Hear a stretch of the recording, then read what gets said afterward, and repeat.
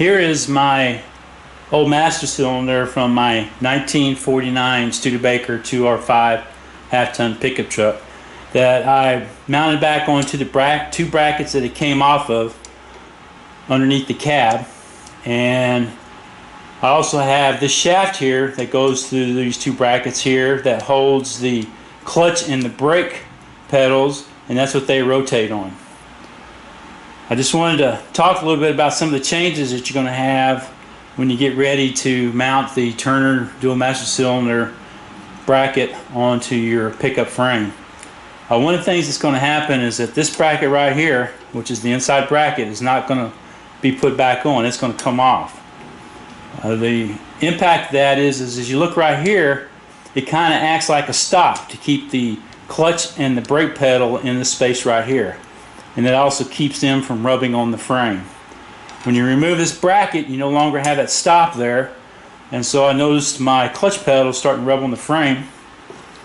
And what I did was I got this 3/4 inch brass nipple from plumbing section at Lowe's, and I went ahead and cut it to fit, and I was able to just slide it on over there, and that serves as a bushing stop to keep my clutch and brake pedals over here. So that's just something you might want to consider. The other thing, this mounting bracket, you are going to reuse that. What I wanted to point out though is that it's kind of got some curvatures in it. If you look, it kind of curves out and curves back and then straightens up right here. You have to change that, and what you have to do is literally just straighten it out. And that's what I did here. Here's the bracket I'm actually going to use. I just put it on my bench press and I took all the curvatures out of it and got it pretty much straight, and after doing that it fits perfectly with the dual master cylinder mounting bracket. I did have to cut it off about 1 inch back here in order to ensure that I was able to mount my dual master cylinder, and so that's another modification that you need to make right there. There's a couple other more modifications, but we'll talk about them here in just a little bit. Now this is the cab mounting bracket for my 49 pickup, and this is also where the mounting bracket for the Turner dual master cylinder kit gets attached to. It actually gets attached to this bolt and this bolt, and then there's a third mounting point back here in this hole right there. The mounting bracket for the Turner dual master cylinder kit connects to the inside of my pickup frame here at the cab mounting bracket points here. These two bolts here connect the cab mounting bracket to the frame. And then in addition to that, there is a 1/4 inch piece of metal here that serves as a reinforcement plate that you will need to take into account and create a spacer for the third mounting bolt back here. The third mounting bolt connects right here, and the significance of that is that's an awful big hole. And when you take a look at the 3/8 bolt that's supposed to go in there, you can see there's a lot of free play there, and that gave me concern. And so I was trying to figure out a way to minimize the bolt's ability to wobble. And what I discovered is that these 3/8 bolts, the heads or nuts, are big enough that if you put them inside of that hole, it acts like a bushing and it minimizes any wobbling inside of there. So what I decided to do was to take a 3/8 nut and to cut it half in two and use it as a bushing to go inside of this hole here. And just to give you a little bit of perspective on that, you can see the original 3/8 nut there, and then you can see what it looks like after I cut it.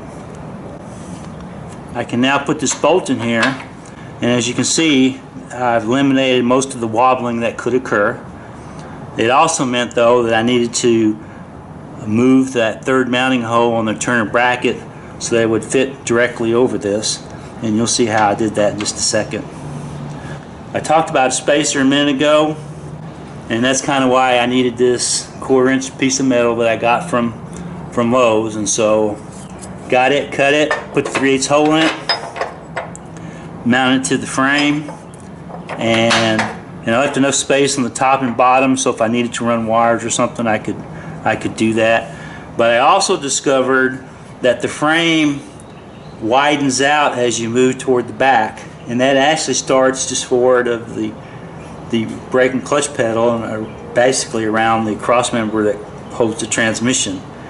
And as it widens out, even in this short distance right here, it I found out that I actually had to have more than a 1/4 inch piece of metal for a spacer to keep my bracket and master cylinder in line with the brake pedal.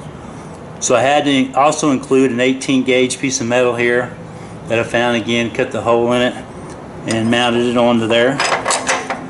And so what that does now is that keeps the bracket and the master cylinder in line with the brake pedal.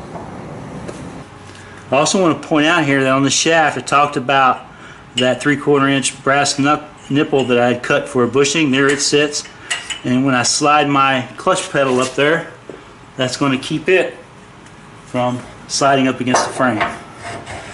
So there's my clutch pedal, and then beside the clutch pedal goes the brake pedal, but I also made a little spacer for that because it seemed like I had the room and I just wanted to eliminate some of the free play.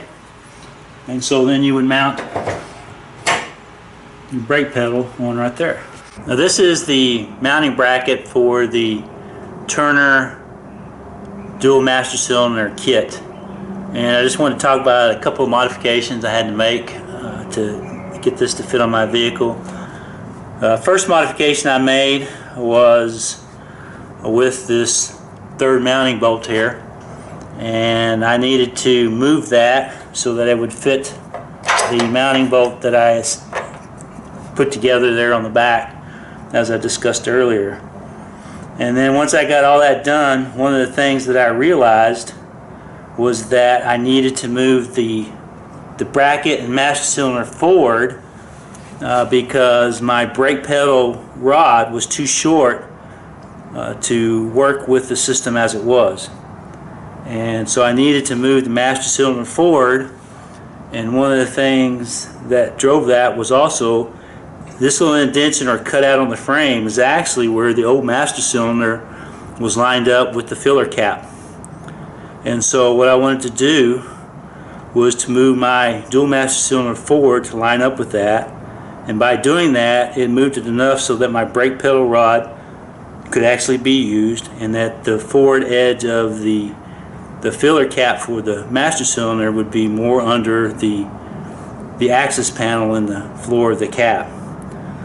So in doing that, that's where you see the second set of holes here. I just moved these holes back 3/4 of an inch, which would then move the mounting bracket and the master cylinder forward, and by doing that I had to cut out a whole new third hole in the back here for that third mounting point.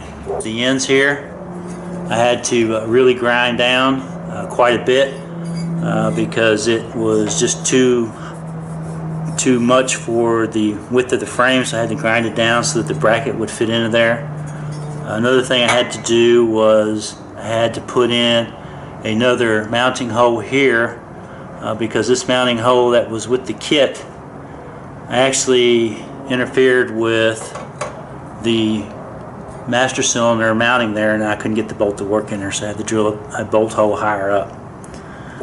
And so those are the changes that I made to the mounting bracket. Now I'll just take this and I'll mount that onto these 3 mounting bolts here for the mounting bracket, and then I use a flat washer, lock washer, nut combination for all of these. Now this is what it looks like when you have the mounting bracket connected to the frame. You see the 3 mounting bolts right there. I'll put some red Loctite on them, and then I'll torque them down to about 37 foot-pounds.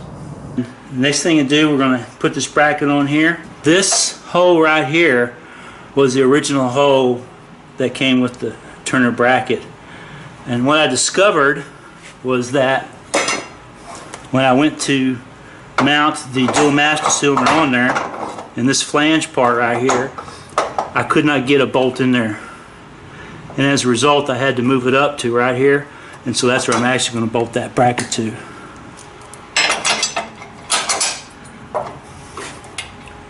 That goes there. I'll just kind of slip this over right there, and then this mounts here on the front.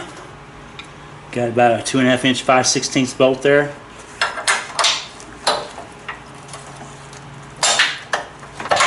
There we go.